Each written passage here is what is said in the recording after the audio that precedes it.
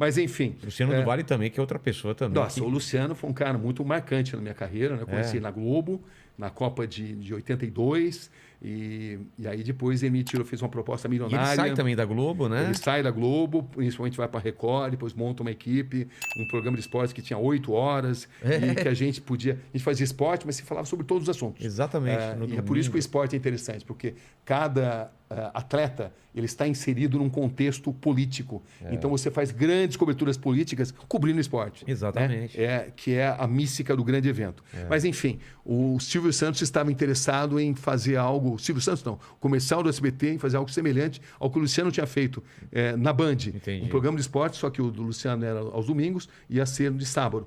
2 semanas antes de começar esse programa, o Silvio... Não, esporte não é a minha, eu não vou... não quero mais. Tudo encaminhado.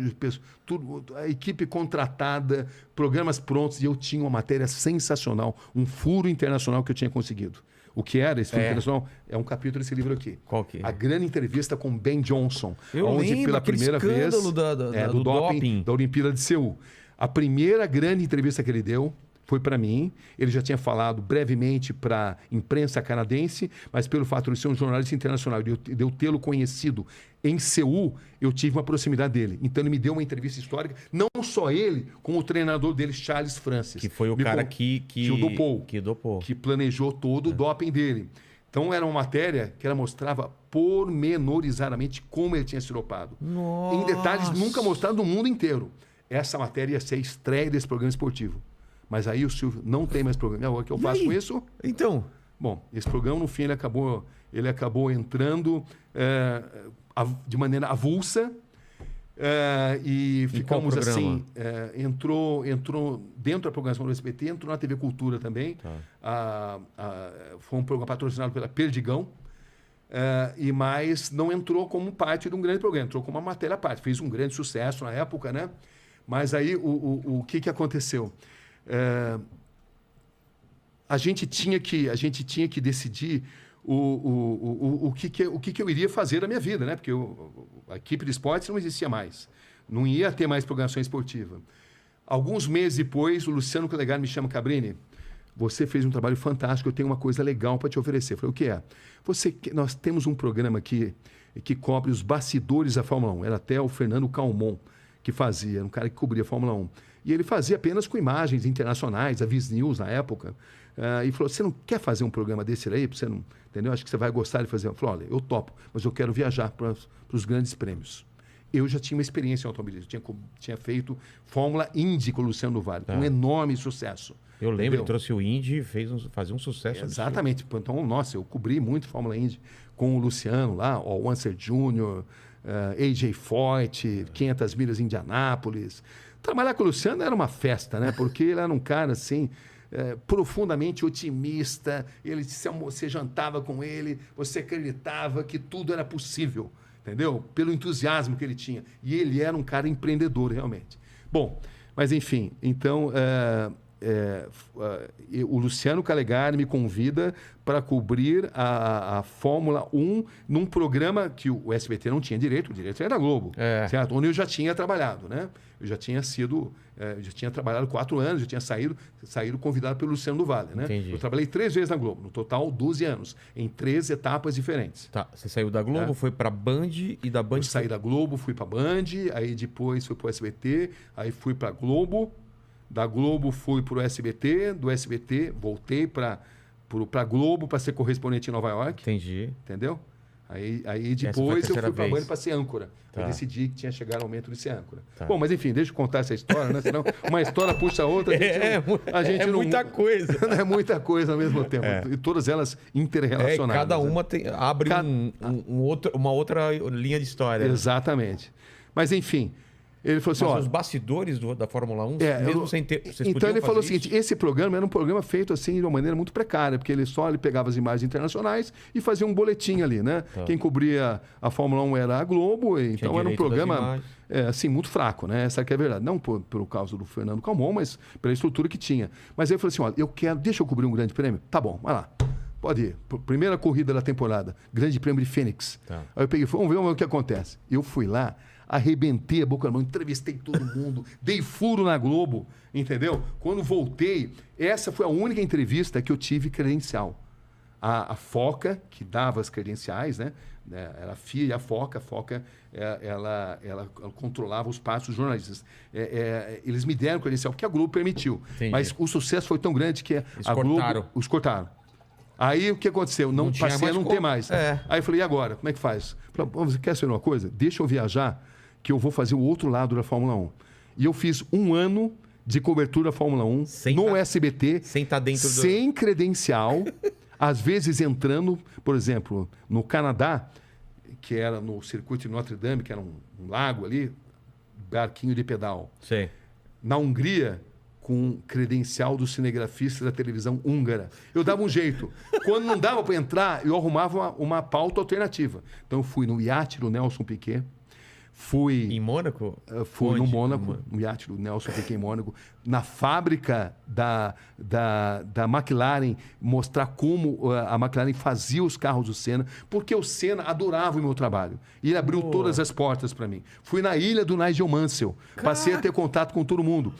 Num determinado dia, para você ter uma ideia, a Foca, a FIA, aliás, através do Jean-Marie Balestre, obrigou Prost e Senna, que eram rivais, inimigos, a se cumprimentarem. Não, vocês vão se cumprimentar. Mas era uma coisa forçada, eles não queriam se cumprimentar. Claro que eles não. eram inimigos mortais. Então era uma cena totalmente constrangedora. E só eu filmei isso daí. Por quê? Porque o Reginaldo, Foi que é onde? meu amigo, o Reginaldo foi meu primeiro editor na Globo, né? Um Sei. amigo grande profissional, grande cara, enfim. Mas ele estava, acho que, num outro momento, ele não pôde cobrir isso daí, né? Por alguma razão, ele não cobriu e eu cobri. Só as suas imagens. E o fato é que essa cobertura dos bastidores passou a chamar muito a atenção.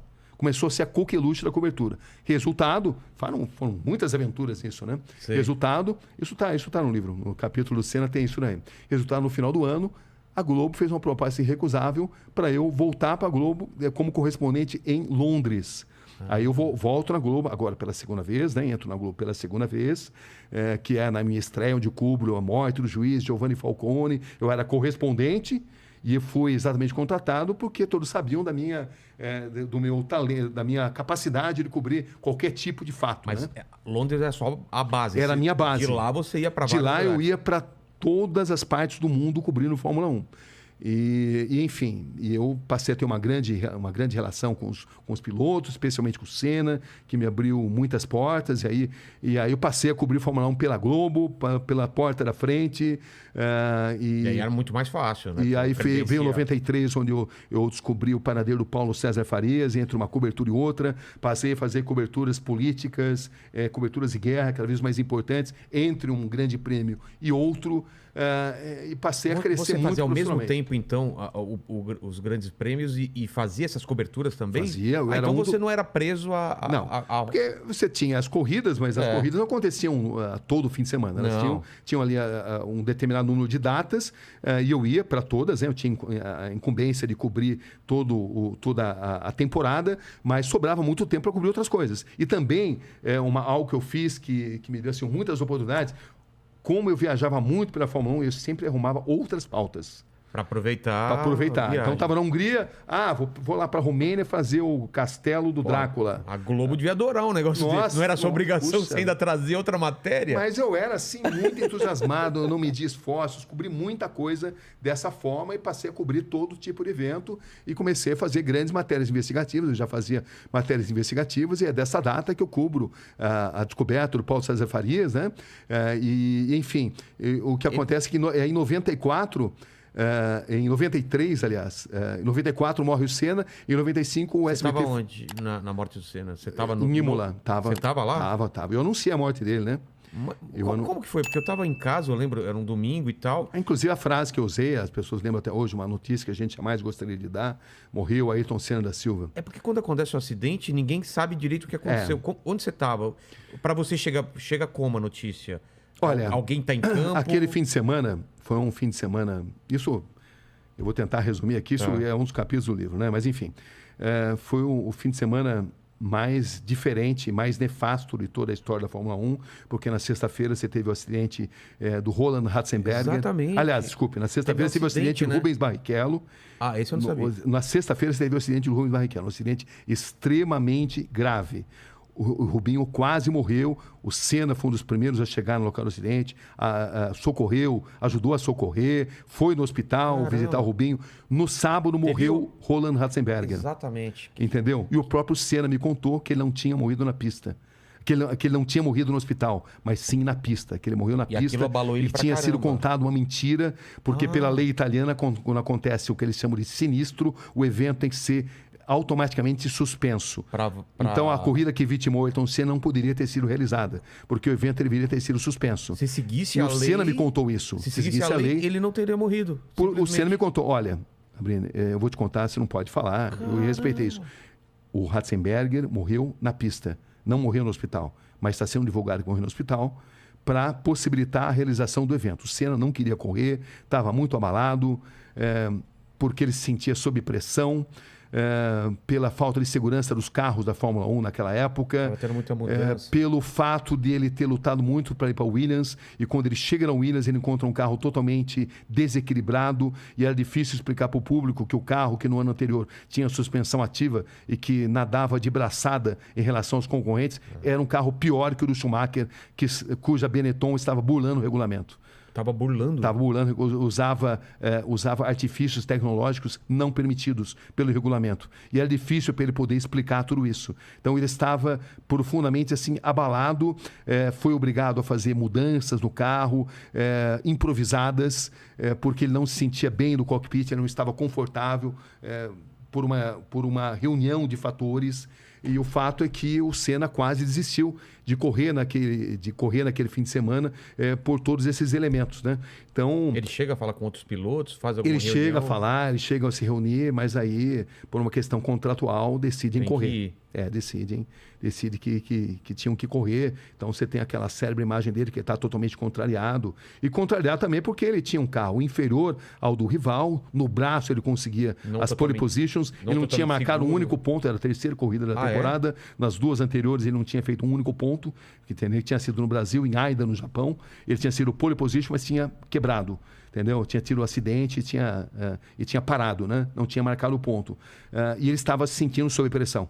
Então, ele tinha sido pole position mais uma vez, mas ele tinha ali no retrovisor Schumacher arrojado, com um carro que não respeitava o regulamento, e era difícil para ele falar sobre isso. Era muito difícil. Então, tem uma série de detalhes, eu não vou contar tudo, porque senão a gente não fala de outro assunto, né? Mas são muitos fatos, né? A célebre reunião sobre pneus que estavam fora do regulamento também, e que a Goodyear reúne o Frank Williams e o Senna. Eu conto também o que aconteceu. O fato é que a cabeça do Senna estava muito abalada, porque uma gambiarra tinha sido feita no carro, porque o carro era inferior e porque essa sucessão de acidentes tinham mexido com o emocional dele, né? O acidente gravíssimo do Rubinho, que por um triz não morreu na sexta, o acidente fatal do Roland Ratzenberger, enfim, era um piloto muito diferente daquele que a gente estava acostumado a ver e sob imensa pressão de vencer. Total. Porque patrocinadores pressionavam, a torcida pressionava, o mundo pressionava, porque ele era o melhor piloto. E ele não sabia como explicar, como falar para a opinião pública a situação que ele estava vivendo. Como é que ele vai explicar com um carro que no ano passado não dava nem graça, né? O Mansell ganhava e quase que podia parar o carro para tomar um cafezinho, né? Entendeu? Com a suspensão ativa. Pareciam duas fórmulas diferentes, né? A fórmula da Williams, com a suspensão ativa, que depois tinha sido proibida, né? Foi proibida. Quando foi proibido, o regulamento mudou. Mas aí a Benetton arrumou um jeito de burlar o regulamento. E ela estava burlando o regulamento, usando várias armas não permitidas pelo regulamento. Mas era difícil para denunciar isso daí, porque existe ali todo assim, um corporativismo dentro da Fórmula 1. Claro. E esse corporativismo fazia com que o Senna hesitasse em denunciar, mas ele, nas entrevistas que ele me dava, ele mostrava todo o seu descontentamento. Eu lembro de uma entrevista célebre que eu fiz com ele em Aida, na corrida anterior, onde ele mostrava todo o contentamento. Que o carro está ruim, desequilibrado, instável, nervoso. Ele usou essa expressão. Foi a primeira vez que ele falou isso daí, numa corrida ali, lá no Japão, que foi a corrida anterior. Então, era todo esse contexto que existia ali, né? E quando acontece o acidente, parece que não tem imagens do acidente mesmo. Então, esse é um outro... Eu fui o primeiro cara a praticamente desvendar essa imagem, que a Foca dizia que não tinha essas imagens, mas aí eu consegui uma série de depoimentos de pessoas que diziam que tinham visto. Eu peguei o Bernie Eccleston, que era o presidente da Foca, o todo-poderoso da Foca, e eu o confrontei com esses depoimentos. Olha, existe essa imagem. Falei, tá certo, é verdade. Eu vou te mandar. Ele mandou essa imagem. Só que a imagem, 1 segundo antes do choque no muro, ela desaparece. Eles deram a explicação de que o diretor de imagens havia cortado para uma outra imagem e que nem todas as câmeras tinham videotape. Muita gente não acredita nisso, o establishment estranho, né? não acredita, da mesma forma que muitos pilotos afirmam textualmente que o Senna morreu na pista. Nicola Larini, por exemplo, agora quando fez 20 anos da morte, me deu uma entrevista histórica, muito importante também, onde ele afirma textualmente que, por tudo que ele sabe, o Senna morreu na pista e que isso não pôde ter sido divulgado exatamente por as razões que eu mencionei aí, né? E que a corrida teria que ter sido paralisada e também havia um protecionismo ali para o Williams. A Williams não teve culpa da morte do Senna. O Senna sabia dos riscos que ele corria, mas digamos que haveria um risco maior se esses fatos aparecessem, né? Então, o establishment da Fórmula 1 se protege, um protege a do outro para evitar que determinados fatos apareçam. E eu, nessa fase, eu trabalhei muito nas investigações. Essa imagem eu fui o primeiro a mostrar, como fui o primeiro a mostrar a imagem do capacete do Senna, que ninguém mostrava também. Enfim, essa... Um parafuso...